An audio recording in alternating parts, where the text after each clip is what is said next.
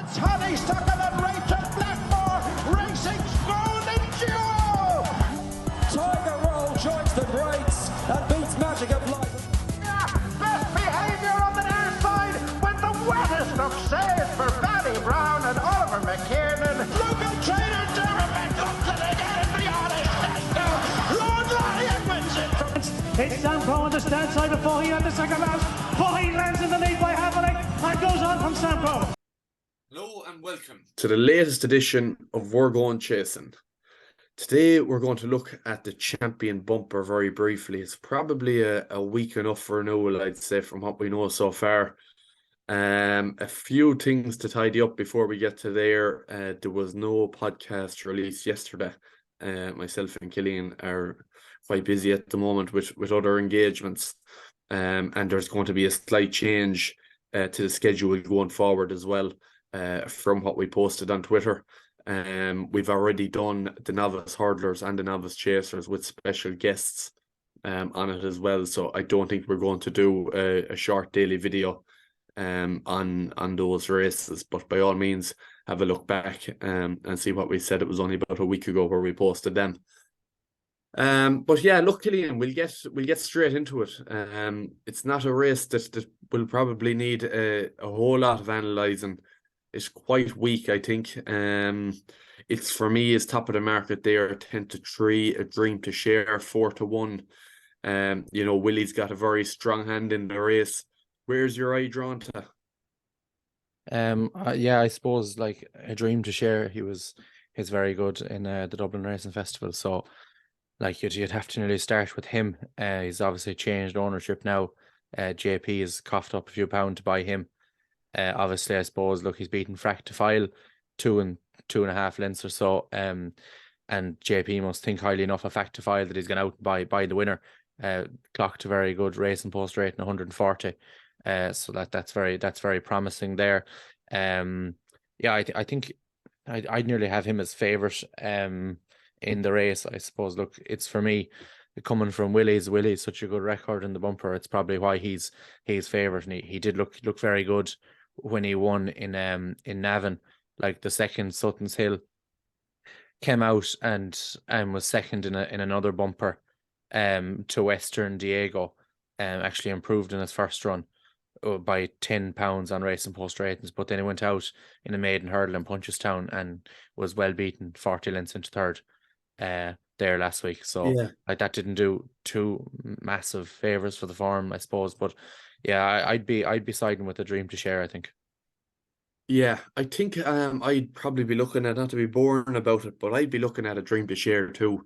He was very impressive at the last day, and they had pulled well clear a third too, who was a tall horse before the race, Farinelli, for Emmett Mullins, in those very familiar blue silks of his Paul Byrne, isn't it? Yeah. So like he'd be the one that my eye would be drawn to. 140 racing post rating, as you said, is the best in the race.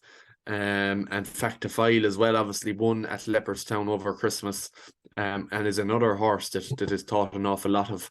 I could see both of them being very close. They could be coming home 1 and 2 again. I don't think it's that deep a race. Willie's got a lot in it, and I suppose it's nearly guesswork with it. I think with a lot of Willies there, they've only ran once. You don't know what they've beaten, and they've won well. When push comes to shove, you're sort of taking a bit of a punt there with it. Whereas I think that Dream to Share form is a lot more solid. Fact to File had ran once before that and had ran well in winning in that, and then obviously the horse in third was quite popular too. Western Diego then obviously beat Sutton's Hill. It's, for me, has beaten Sutton's Hill as well. I don't know how you split those two, really. What do you think? Yeah, I suppose looking back at what we were saying at the start of the year, Western Diego there and Fact to File are both 6-year-olds running in the champion bumper. It's outrageous, really. They're going to be 7 novice hurdling, 8 novice chasing. So you're only going to get two real good years out of them if they do fulfill their potential as top horses at 9 and 10. So it's a bit of a sickener there. whereas like the rest of them are all 5. I suppose that's probably the fairest enough age for a champion bumper. I think it should probably be limited to 4 and 5-year-olds. I don't think we're going to see any 4-year-old in it. The Gordon's horse, Brighter Days Ahead, the half sister to Mighty Potter and French Dynamite and Indiana Jones is won very well the last day. Got a pretty good race in post rating for a 4-year-old first time up, 120. But she won't go to this. Like, they won't. Chigginstown rarely run a horse in the bumper, and they wouldn't risk a 4-year-old here. Yeah, I think it's not much. There isn't much to talk about. Like, Queen's Gamble was a big talk horse all year. She won very well in Cheltenham twice, and then got turned over the last day in Market Raising by Dysart Enos for Fergal O'Brien. He goes very well in bumpers, so I think yeah, he might be best to the English, Dysart Enos. But look, I suppose Dream to Share for me anyway. Yeah, and the final thing, I suppose, just going back to A Dream to Share, is it's strange the beginnings he's come from. You know, last summer he had a bumper at Tipperary in May and another bumper there in Roscommon. You know, and he's not beaten a whole pile, but he's won snugly enough. And just looking at the ground too, good that day. We both them days back in the summer, the ground was good. At Cheltenham, they haven't been getting much rain or water in it. They're saying the ground is going to be quick enough there as well. And then if you just look at a lot of the other market principles, their farm is just on softer ground as well. So it's just another slight advantage to A Dream to Share, because I suppose you have more of a question mark, we'll say, over the likes of It's For Me there winning at Navan, you know, which is a very stamina. You know, stamina is obviously a huge factor at that track. I suppose likewise to Cheltenham.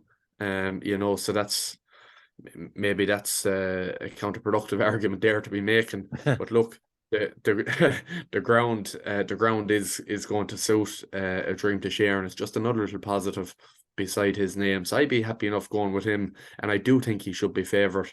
And there probably will be money for him on the day there, the JP Silks now as well.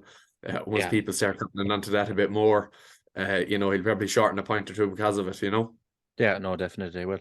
And I don't think it's right that he would shorten, but people will latch onto it, the fact that JP's obviously spent a good few pound on this horse, like behind the scenes. So yeah, that's it, I think. Yeah, spot on. So we'll be back tomorrow with the first of our mayor's races. We'll see you then. Good luck. Bye-bye. Vauban finds more now and kicks away and up the hill. Vauban wins the JCB Triumph Hurdle. Round the home turn, Davy Russell decides to send Presenting Percy on now. It's a beautiful straight, 11 victories for Honeysuckle. She is the winner of the Unibet Champion Hurdle. Heaven help us, runs riot to win the Coral Cup. Manella Indo is all out, flat out, but he wins the Gold Cup.